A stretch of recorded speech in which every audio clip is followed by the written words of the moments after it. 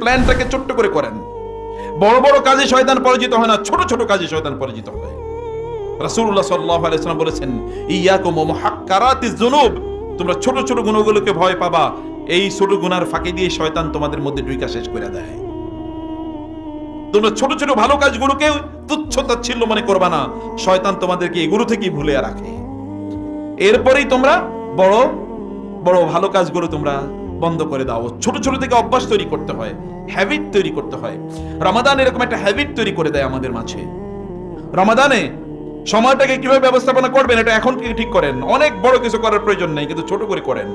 রাসূলুল্লাহ সাল্লাল্লাহু আলাইহি ওয়াসাল্লাম বলেছেন, খায়রুল উমুরি আদওয়ামুহা ইন কাল্লা। ছোট ছোট করে যদি কোনো কাজ সব সময় করা হয়, এটাই আল্লাহ তাআলার কাছে সবচেয়ে বেশি প্রিয়। ছোট করে করছে, প্রতিদিনই করছে, ছোট করে করছে। রাসূলুল্লাহ সাল্লাল্লাহু আলাইহি ওয়াসাল্লাম কানা আহাব্বুল আমালি ইলা রাসূলিল্লাহ আদ-দীমা। রাসূলুল্লাহ সাল্লাল্লাহু আলাইহি ওয়াসাল্লামের আমলের মধ্যে একটা বৈশিষ্ট্য ছিল, তিনি যেই কাজটা করতেন এটা কোনোদিন ছাড়তেন না। আমরা যখন ধরি বাঙালি চরিত্র, ধইরা একেবারে শেষ করে দেই, এরপরে আর খবর নাই। এই যে রমাদান আসে, প্রথম কয়েকদিন দেখা যায় মসজিদে যারা নিয়মিত মুসল্লি এরও জায়গা পাইব না, এরকম একটা ভাব। এরপরে যে খালি হওয়া শুরু হবে, এরপরে আর কোথাও তাদেরকে খুঁজে পাওয়া যায় না। আল্লাহ তাআলা এই জাতীয় মানুষেরই পছন্দ করেন না। আপনি আল্লাহর বান্দা কেবল রমাদানের প্রথম 10 দিন নাকি? এরপরে আল্লাহর বান্দা না? কেবল লাইলাতুল কদরে আল্লাহর বান্দা, আর অন্য সময় আল্লাহর বান্দা না? তারপরে কি শয়তানের বান্দা নাকি? আল্লাহ তাআলার যা বান্দা যদি আপনি হন, তাহলে অন্য সময় আপনি আল্লাহর বান্দা। যেন বন্ধুদেরকে বলছি, ইবাদতটা কখন করবেন এটার জন্য আপনাকে প্ল্যান করতে হবে। আমি এই সময় এই ইবাদত করব, আনকম্প্রোমাইজিং, নন নেগোশিয়েবল, কোনো চেঞ্জ হবে না, এটাই করা হবে। ইহসান করেন আপনারা পরিবারের সদস্যদের প্রতি, নিজেদের প্রতি ইহসান করেন। নিজের প্রতি আপনাদেরকে ইহসান করতে বলা, আফিনা আনিন নাস, মানুষকে ক্ষমা করে দেয়া। এবং ওয়াল্লাযিনা ইযা ফাআলু ফাহিশাতান আও যালামু আনফুসাহুম যাকারুল্লাহ। অতীতে যত অন্যায় করেছে, এই রমাদান মাস গোল্ডেন অপরচুনিটি, এটাকে নষ্ট করে দেবেন না। আল্লাহর কাছে বলুন, আল্লাহ আমি এই অন্যায় করেছি, তুমি আমাকে মাফ করে দাও।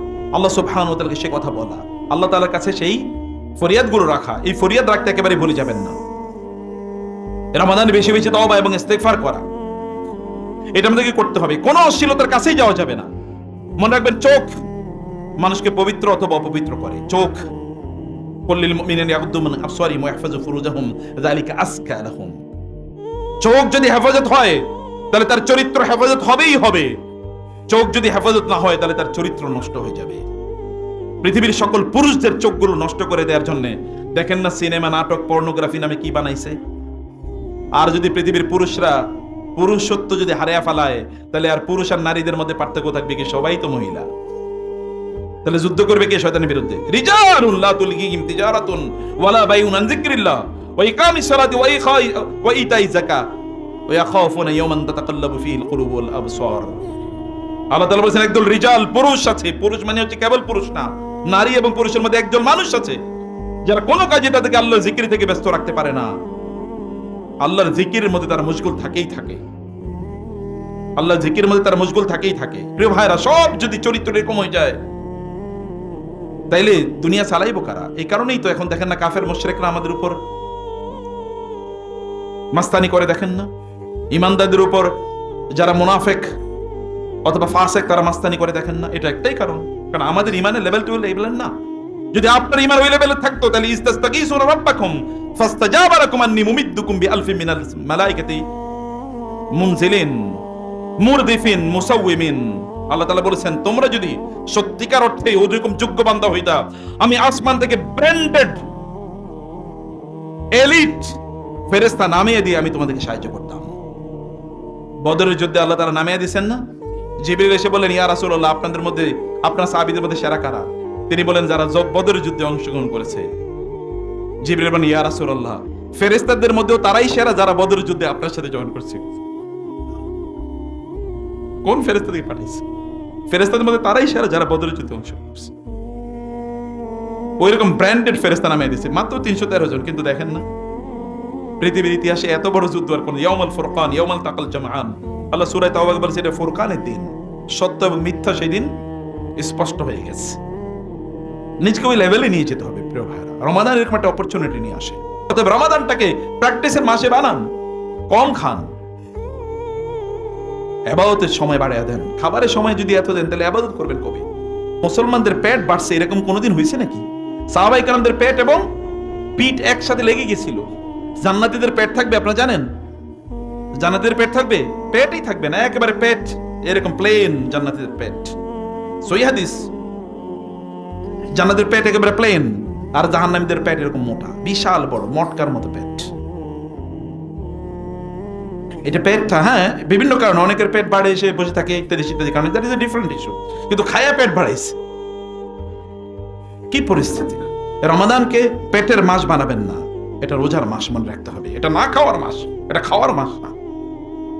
রমাদান আসছে, জিনিসপত্র দাম বাড়ায়া দেবেন না। ওয়াইলুল লিল মুতাফফিফিন আল্লাযীনা ইযা কালু আলান নাসি ইস্তাওফুন ওয়া ইযা কালুহুম আও ওয়াজানুহুম ইখসিরুন। আল্লাহ তাআলা বলেছেন, একদল লোক তাদের অন্তরে মরিচিকা পড়ে গেছে, মরিচা পড়ে গেছে, জং পড়ে গেছে, এবং এই কারণে এই লোকগুলো যখন তারা নেয় তখন তারা পুরাই নেয়, যখন তারা দেয় তখন তারা ওজনে কম দেয়। জিনিসপত্রের দাম বাড়াবেন না। এই রমাদানে যারা রোজা রাখবে তাদের কি শাস্তি দিচ্ছেন আপনারা? যারা ব্যবসায়ী সাবধান হয়ে যান, যারা ব্যবসা করছেন তারা সাবধান হয়ে যান, খবরদার। এবং যারা আপনারা ব্যবসাকে সাপোর্ট করছেন আপনারাও সাবধান হন। বলে কিভাবে সাপোর্ট করি? বাজারে যাবেন, পণ্য লাগবে 1 কেজি, অন্য মাসে লাগতো 1 কেজি, এই মাসে কিনতেছেন 2 কেজি, এই মাসে তো কিনবেন আধা কেজি। এটা তো রোজার মাস, এটা কি খাওয়ার মাস নাকি? এটা কি রোজার মাস না খাবার মাস? রোজার মাস। রোজার মাসে খায় বেশি না খায় কম? খাওয়া তো কম হওয়ার কথা, তাহলে খায় বেশি কিভাবে? বাজারে শর্ট পড়ে কিভাবে? বাজারে তো এখন জিনিস অ্যাভেলেবল থাকবে, আপনি দ্বিগুণ কেনেন। আল্লাহ রাসূল বলেছেন, শাহরুল মুআসাত, এই মাস হচ্ছে আমরা গরিবরা না খেয়ে থাকার কারণে তার যে কষ্ট হয়, এই কষ্টটা অনুভব করার মাস।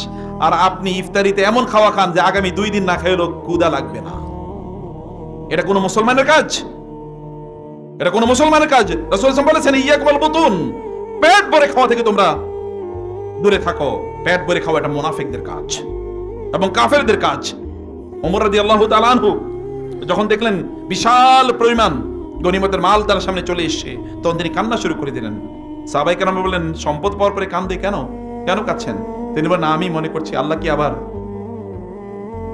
আমাদেরকে দুনিয়ায় সব দিয়ে দিচ্ছেন কিনা। আযহাবতুম তাইয়্যিবাতিকুম ফি হায়াতিকুম দুনিয়া ওয়াস্তামতা'তুম বিহা আল ইয়াওমা তুজজাউনা আযাবাল হুনি বিমা কুনতুম। আল্লাহ সুবহানাহু বলছেন যে তোমরা কি দুনিয়া সব খাইছো?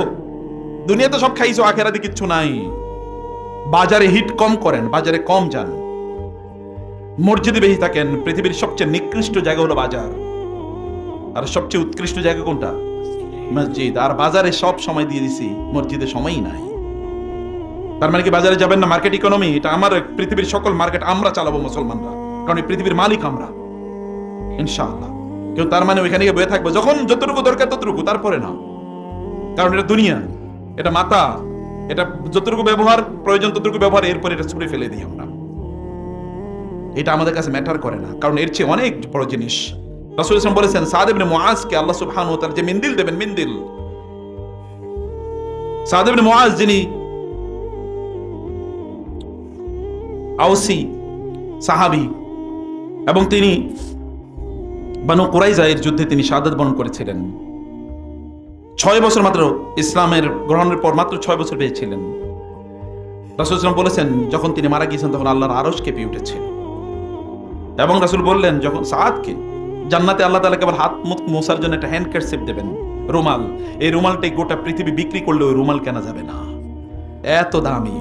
জান্নাতি নারীদেরকে যে মাথায় তাকে যে হিজাব দেওয়া হবে, এই হিজাবের দাম এত এত বেশি, এই একটা হিজাব কেনার জন্য গোটা পৃথিবী বিক্রি করলে একটা হিজাব কেনা যাবে না। সেখানে এত দামি মণিমুক্তা থাকবে। সেই জান্নাতের জন্য তো আপনি প্রস্তুতি নেবেন এই রমাদানে।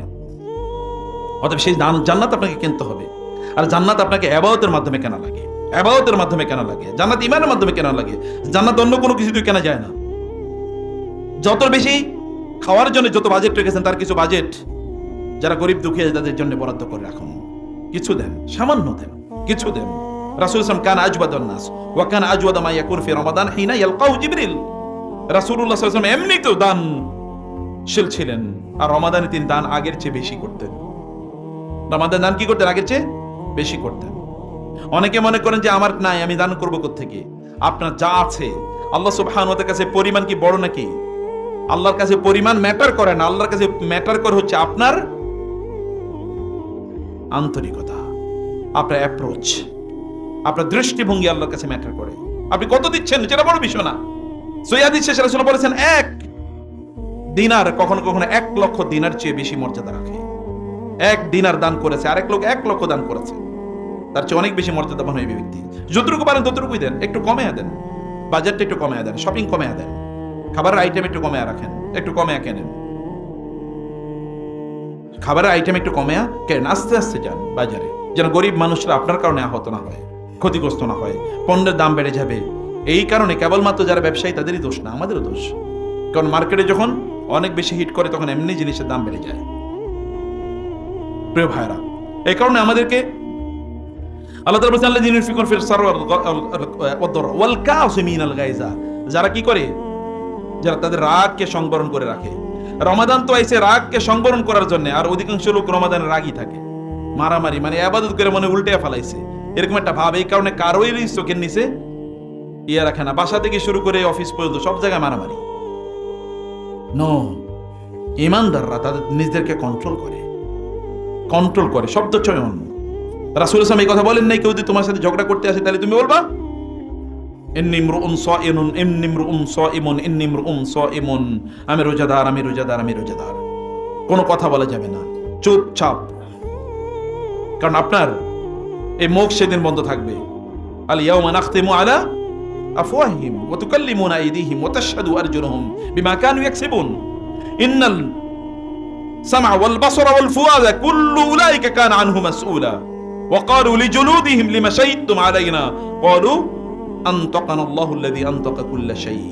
সেদিন আপনার মুখ কথা বলবে না, আপনার ত্বক কথা বলবে, স্কিন কথা বলে উঠবে, সেদিন কথা বলবে পা, সেদিন কথা বলবে হাত, সেদিন ইন্না সামা ওয়াল বাসরা ওয়াল ফুয়াদ, সেদিন আপনার কান এবং আপনার চোখ এবং আপনার অন্তর সবকিছু নিয়ে সেদিন কুল্লু উলাইকা কানা আনহু মাসউলা, প্রত্যেকটা জিনিস নিয়ে সেদিন আপনাকে প্রশ্ন করা হবে, কি করছো বলো, এগুলো কোথায় ব্যবহার করছো, এগুলো ব্যবহার কমিয়ে দিতে হবে। প্রিয় ভাই, লাস্ট যে নসিহতটি আপনাদেরকে বলবো তা হচ্ছে রমাদান, শাহরুর রমাদান আল্লাযী উনজিলা ফীহিল কুরআন, এটা কোরআনের মাস। রমাদান আসবে আর কোরআনের সাথে আপনার সম্পর্ক নাই, এই রমাদান কোনো কামে লাগবে না, এই রমাদান কোনো কাজে লাগবে না। রমাদান মানে কোরআনের মাস, কোরআনের সাথে সম্পর্ক বাড়িয়ে দেয়া। রাসূল সাল্লাল্লাহু আলাইহি ওয়াসাল্লাম রমাদানে এমনিই তো কোরআন তেলাওয়াত করে, এমনি তো সারা রাত তিনি নামাজ পড়েন। রমাদানের শেষের দশকে তিনি কোনোদিনই ঘুমাইতেন না, রাতের বেলা কোনোদিনই ঘুমাতেন না, পরিবারের কাউকে ঘুমাইতে দিতেন না। আর রমাদানে এমনিতে তিনি কোরআন তেলাওয়াত করতেন সারাদিন রাত। জিবরিলের সাথে তিনি রমাদানে কোরআন শুনাইতেন, মুদারাসা, জিবরিলকে তিনি শোনাতেন, জিবরিল তাকে শোনাতেন। সুবহানাল্লাহ, কি অসাধারণ! অথচ কোরআন তার উপর নাযিল হয়েছে। জিবরিল তিনি শোনান, তিনি আবার জিবরিলের শোনান, জিবরিল আবার তাকে শোনায়। ফায়ুদারিসুল কোরআন, রমাদানে কোরআনের সাথে সম্পর্ক বাড়ান প্লিজ। কোরআন বেশি বেশি শোনেন, কোরআন তেলাওয়াত শিখেন, কোরআন তাদাব্বুর করেন, কোরআন বোঝার চেষ্টা করেন, কোরআন বোঝার চেষ্টা করেন, কোরআন বোঝার চেষ্টা করেন। রমাদানের চরিত্র তৈরি করেন, জামাত ছাড়া নামাজ নাই। রমাদানের চরিত্র কি? জামাত ছাড়া নামাজ নাই। এই চরিত্র করতে হবে, বুঝতে পারছেন? রাজি তো নাকি? রমাদানে রোজা জামাত ছাড়া কি নাই? নামাজ নাই। জামাতে নামাজ আদায় করতে হবে, পুরুষের জন্য মসজিদে, আর যদি মসজিদে কোনো কারণে আসতে পারে তাহলে ঘরে কমপক্ষে জামাত করবেন। যদি না আসতে পারেন, লিগ্যাল কোনো রিজন না থাকলে ঘরে পড়তে পারেন। আর লিগ্যাল যদি রিজন না থাকে তাহলে ঘরে নামাজ পড়লে নামাজ হবে কিনা এটা নিয়ে সন্দেহ আছে। একা একা পুরুষরা নামাজ যদি ঘরে পড়ে, পুরুষের তো ঘরের মধ্যে সকাল মানে দিনের বেলা কাজ নাই, তার কাজ বাইরে।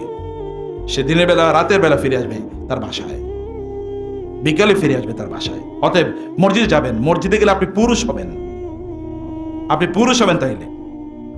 এবং রমাদানে অন্য যে ইবাদত গুলো আছে, রাতটাকে, রমাদানের রাতটাকে আপনার জীবনের সেরা রাত বানাবেন। প্রত্যেকটা রাত স্মরণীয়, যেন প্রতিদিন আপনি ফিল করে যে আপনার ঈমান বাড়তেছে। ঈমান যে বাড়ে, এটা কি ফিল করা যায় কিনা বলেন তো? কখনো কখনো দেখবেন আপনার এত ভালো লাগতেছে, মনে হয় যেন আপনি দুনিয়াতে জান্নাতে আছেন। এরকম কখনো কখনো মনে হয়। যদি আপনি দুনিয়াতে জান্নাতে আছেন, এই ফিল যদি না করতে পারেন, তাহলে আল্লাহর কসম আখিরাতে জান্নাতে যাবেন এটা বিশাল সন্দেহের ইস্যু। এটা সন্দেহের ইস্যু। দুনিয়াতে যদি জান্নাত ফিল না করেন, আখিরাতে জান্নাতে যাবেন, আই ডাউট ইট। এটা অসম্ভব। কারণ যে ব্যক্তি আল্লাহর কথা স্মরণ করে, আল্লাহ জিকির করে, আল্লাহ তাআলা তাকে দুনিয়াতে জান্নাতের ফিল দিয়ে দেন। দুনিয়াতে রাসূল সাল্লাল্লাহু আলাইহি ওয়াসাল্লাম বলেছেন না বেলালকে, বেলাল আকিমিস সালাত আরিহনা বিহা, বেলাল মন খারাপ, নামাজের ব্যবস্থা করো, আমি নামাজে দাঁড়াইলে আল্লাহ তাআলা আমার মন ভালো করে দেন। মন খারাপ, আমি নামাজ দাঁড়াইলে মন ভালো হয়ে যায়। মন খারাপ কোরআন তেলাওয়াত করলে মন ভালো হয়ে যায়। মন খারাপ কোরআন তেলাওয়াত শুনলেই মন ভালো হয়ে যায়। এটা তো এরকম, একজন ইমানদারের অবস্থাটা এরকম, তার অন্তরটা তৈরি করা হয়েছে এভাবে। আল্লাহ জিকিরই কেবলমাত্র তার অন্তরের প্রশান্তি তৈরি, সে জান্নাত ফিল করে। অন্য কোনো জিনিস তার মধ্যে কেবল আগুন জ্বালায়, দুনিয়া তার মধ্যে আগুন জ্বালিয়ে দেয়, লোভ তার মধ্যে আগুন জ্বালায়, সম্পদ, সম্মান, ক্ষমতা, ফেসবুক ফলোয়ার, ইউটিউব ফলোয়ার ইত্যাদি সবকিছু তার মধ্যে আগুন জ্বালায়। ওই আগুন নিভানোর মতো না, কিন্তু আল্লাহ জিকির ওইখানে কি করে দেয়? পানি ঢাইলে ওইটা একেবারে শান্ত করে দেয়। এরকম ভাবে রমাদানটাকে আল্লাহ তাআলা যেন আমরা উদযাপন করতে পারি সেই তৌফিক আমাদেরকে দান করুন। আল্লাহুম্মা আমিন।